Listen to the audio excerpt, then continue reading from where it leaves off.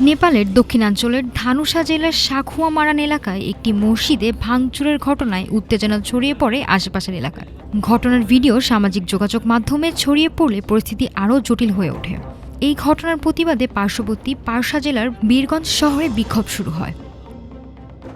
বিক্ষোভকারীরা রাস্তায় টায়ার জ্বালিয়ে প্রতিবাদ জানায়। এক পর্যায়ে পুলিশের সঙ্গে সংঘর্ষে জড়ায় তারা।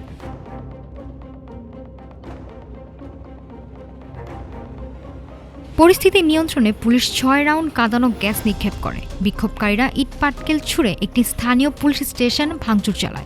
উত্তেজনা নিয়ন্ত্রণে সোমবার সন্ধ্যা থেকে কারফিউ জারি করা হয়, যা দুপুর পর্যন্ত বাড়ানো হয়।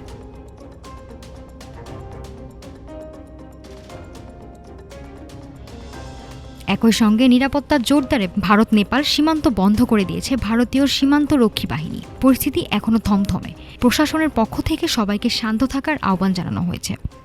নাফিসা সামিয়া, ঢাকা টুডে।